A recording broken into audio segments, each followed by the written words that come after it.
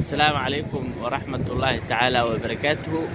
ومركل أي مقال كلو عصب ما أنت لو حندونينا إن أنا يدل وذاقنو مقال عن مركزي ربنا إن أنا يدي كوش رحنا هدي بيدعدو إلى تهين دتك ذنينيا إن أي آذان سفارة الصومالية أي كتالة مقالة روما xarunta hadda ay ku howlgasho ama dhismaha hadda ay ku howlgasho safaaradda waa halkii ay ahaan jirtay isla markaana wayba tahaba bulshadii Soomaalida isla markaana hadda waxa ku howlgala safaaradda xaruntii safaaradda Soomaalida ee magaalada Rome way xiran tahay arimo markaasi xagga dhismaha iyo arimo xagga siyaasadda awgeeda ayay u xiran tahay socdaalkeena maanta waxa uu ka bilaabanayaa station termini oo isaga markaasi ah mid kamid ah amaba ah xarunta ugu weyn ay ka baxaan markaasi gaadiidka dadweynaha goobta hadda annaga hadda aan taaganahay oo wadada la yiraahdo Via Giulietta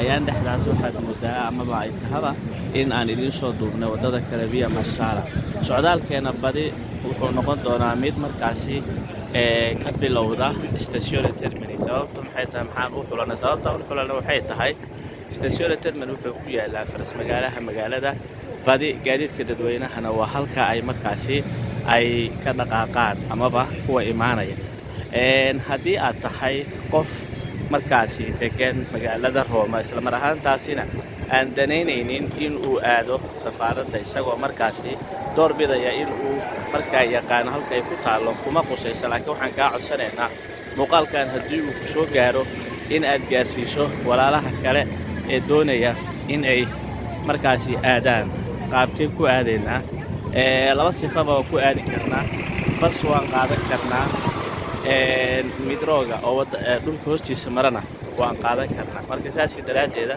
waxaan doorbidaynaa inaan qaadano midrooga dhulka hoostiisa mara kaasoo ah midro A hadeertaan hoos ayaan u degaynaa laba midro ayaa jira mid waxa la yiraahdaa midro B midka kale waa midro A annaga midka aan danaynayno ee aan rabno inaan qaadano waa midro A haddaba si aadan uga habaabin inakeen oo aan markaasi u soo baro halka ay ku taalo markaa safaaraddeena waad mahadsantihiin nala socda oo haynaga caajisina waxyar kadib hoosaan u degaynaa ujeedin jaranjaradii ku degaynaa hoosaan sii galaynaa waxaan aadaynaa markaasi dhanka iyo halkii aan markaa aan ka geli lahayn midrooga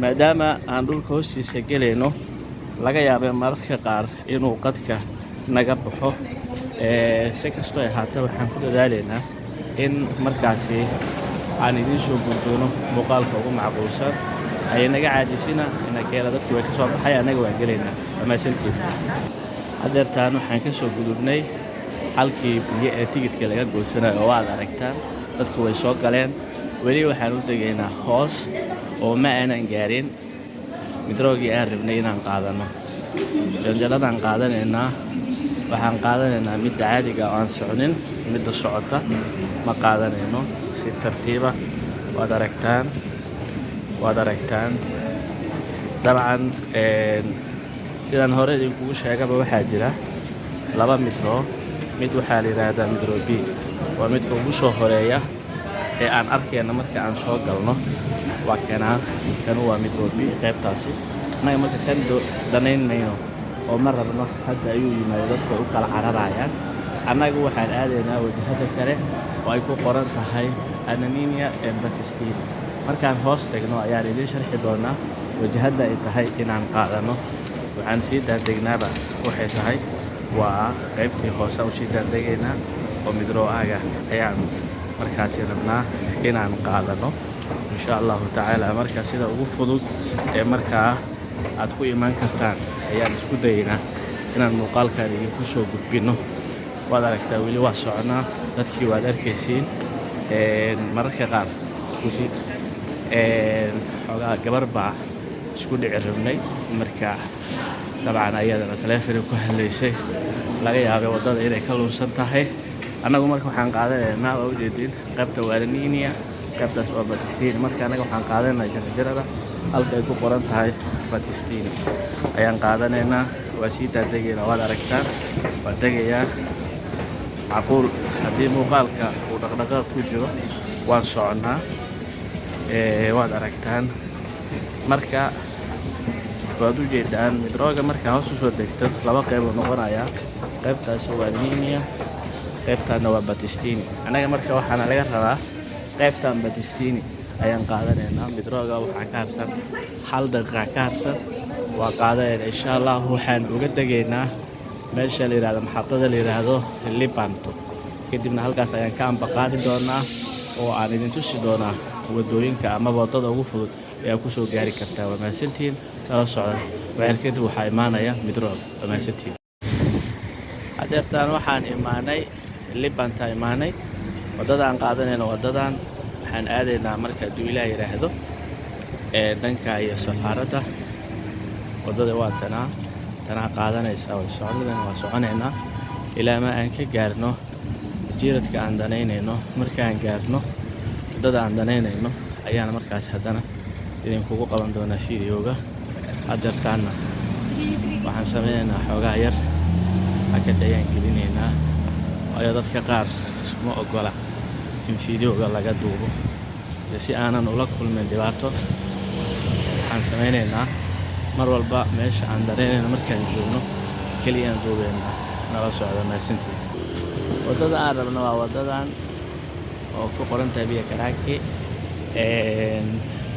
safaaradda waa noo muuqataa insha Allah tacaala.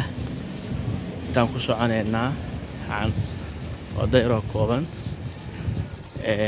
calankeeda aad arki doontaan mar alaala markaan tagno insha Allah. ma gelayno keliya muuqa koraan ka duubeynaa. annaga waxaa noo muhiim ah inaan garanno oo keliya halka ay ku taalo. qofka markaa dan ay ka soo gasho isagaa gudaha u gelaya oo markaa hawshii uu rabay weydiinaya. guriga waa kaasaa dhismaha, laakiin dhismaha safaaradda keliya ma degana oo markaa dhismooyin kale ayaa qayb ka ah. laakiin guriga qayb ahaantiisa waa qaybtaas kore. markaad timaadid waxyaabaha astaanta u ah hoteelkan oo kale astaan u ah.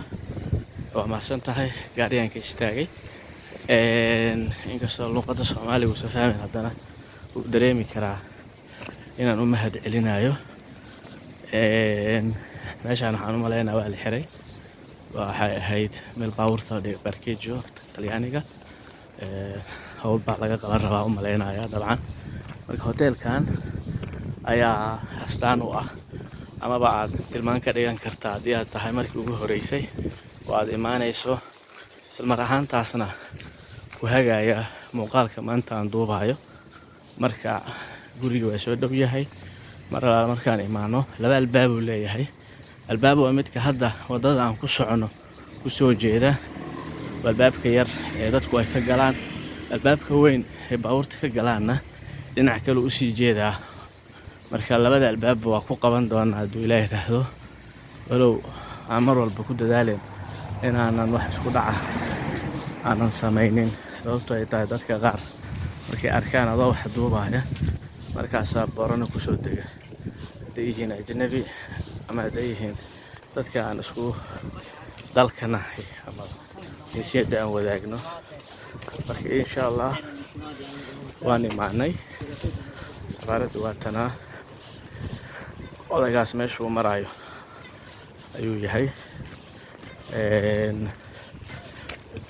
qaybtaan waa qaybtii garaashka ahaan jirtay. albaabka idin sheegayana wuxuu u yahay waa kaasaa oo waa kanaa. safaaradda ku qoran tahay lambarkeeda.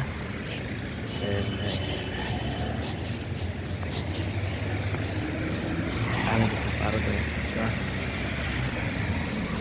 marka fiidiyowna halkaas albaabka waa kanaa. Ilaahay yiraahdo albaabka waa kanaa.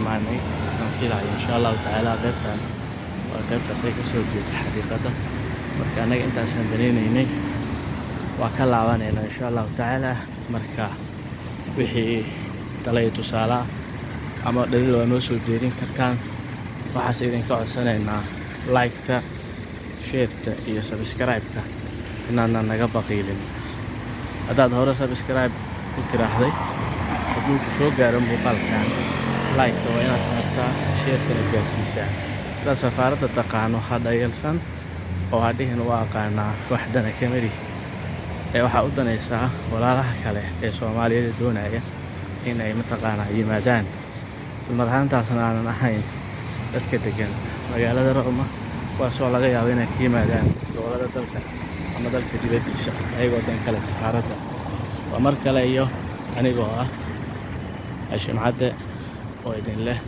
nabadiina nooli kulantay waa mahadsantihiin